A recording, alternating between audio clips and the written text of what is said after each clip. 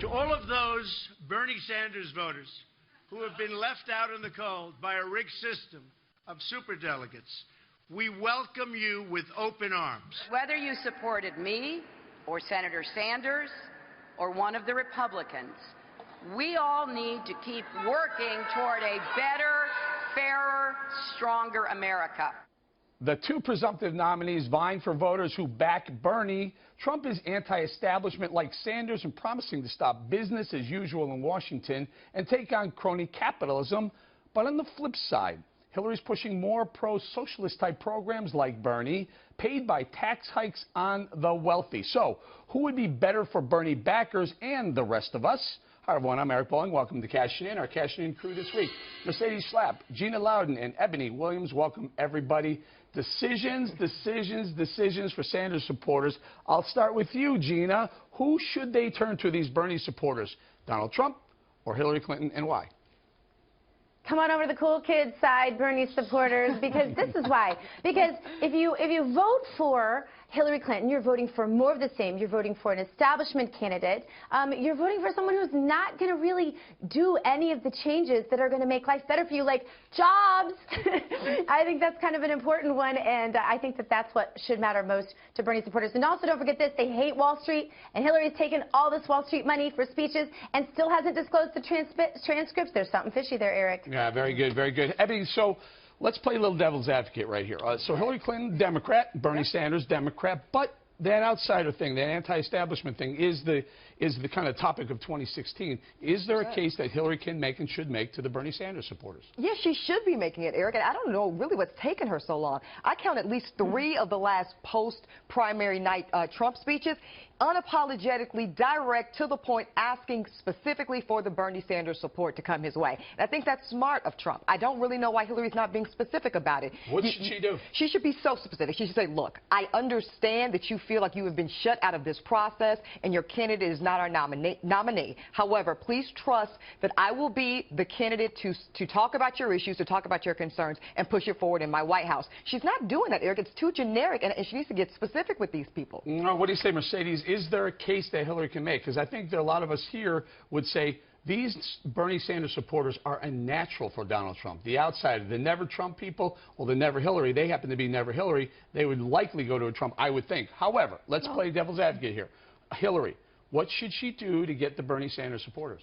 Well, first, I think she should probably tattoo "Feel the Burn" on her arm. That would be the first thing I would do. But no, Eric, I really think what Hillary Clinton needs to do is focus on the trade group, the group of supporters that are focused on the trade policies. She's not going to win those guys over. I could see those naturally fitting with Donald Trump. But there are the social justice issues, the climate change issues.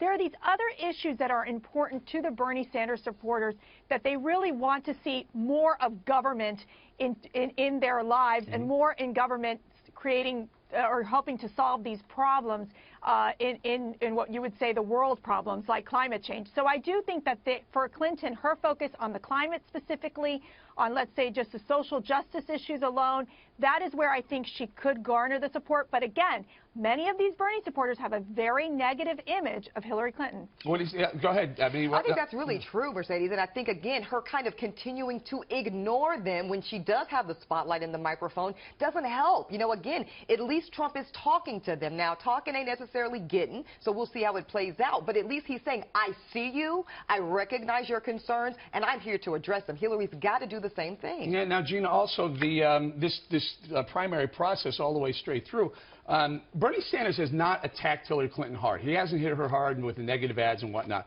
And they have a lot of similar issues. Like, I think Hillary said she'd be looking for somewhere around a $12 an hour minimum wage. Bernie says 15. Income inequality. We know Bernie Sanders supporters, they're young people. They're looking for a lot of free stuff. She may be able to offer those types of things. Yeah, but, you know, it really, everything I heard you list off, Eric, actually brings me right back to the whole jobs question. Because the only jobs that Hillary and the Obama administration have or will create are going to be mostly government jobs. They've destroyed manufacturing. They've destroyed, even some of the computer stuff, the intelligence stuff. And so those are real jobs. Government jobs are not real jobs. And the kind of jobs that Donald Trump will create are real jobs that I think would benefit them in the long long run. They might have to do a little bootstraps, but Eric, I think they're up for the challenge. Ebony, you disagree with the Well, I assessment don't know how on they're not real government? jobs, Dr. Gita. I think those federal checks are clearing straight through the bank. So I think the people that have those jobs would beg to disagree. But all right. Because, Ebony, those jobs go away when the government power, the government money goes away. If anyone ever does decide to cut the $19 trillion debt hanging around the necks of many of these Bernie supporters, then they're not going to be able to just make all these ridiculous government jobs that don't ever result in a future and for I these appreciate people. that, but I just think when you want a job, the real jobs you know, are what sometimes matter. those distinctions don't matter as much. But go ahead. Well, and I think Gina, I don't want to speak for Gina, but Ebony, the distinction is that when you, in a private sector, you create something, you get paid for creating something, and that's a job, that's an organic job. In the government, you're not really creating anything. You're creating a demand for your services, but that's about it. That makes sense. I'm just talking about when you're hungry and you just want something to put food on the table, then maybe those distinctions don't matter I think there are definitely very hard federal government, state government, local government workers that really try to advance the good of our society.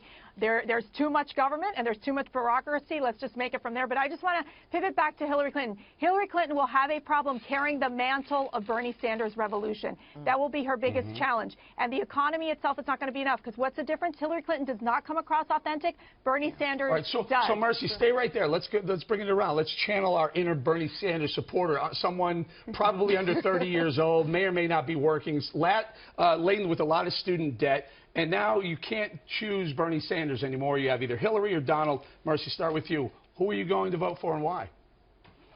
Well, I think for the millennials, it's a challenge because they don't necessarily connect with the Hillary Clinton. I think for millennials, they want to have that connection with the candidate. With that being said, Donald Trump has an uphill battle in trying to convince these millennials that capitalism, that investing in America, that creating jobs is the way to go through the private sector. Because let me tell you, there is this concern between what our young people are learning in academia, when they get their degrees, and they're basically saying, well, I don't have a job, and understanding that capitalism is a much better system that works instead of socialism. All right, let me go to Ebony. Ebony, now you're a millennial. You just graduated from Cal Berkeley. You live with 4 other people. You ride your bike everywhere you want to go. You don't have a lot of money, a lot of student debt. You're a Bernie Sanders supporter. Now your choices are Trump or Hillary. Who are you voting for? Well, I'm certainly going to look at Hillary. I'm not going to, look at Trump. Hillary's not an automatic for me.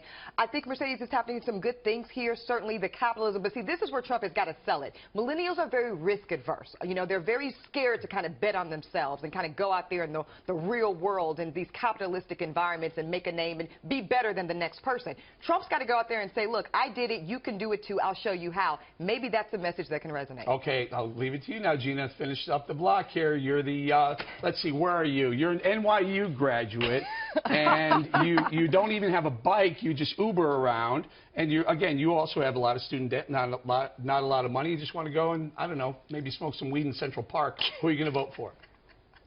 Well, those are all freedom issues. Think about the Uber that I take every day. That's definitely a freedom issue. It's definitely about a job that doesn't go away when government actually reduces the debt strapped around my neck. And I think there's this, too.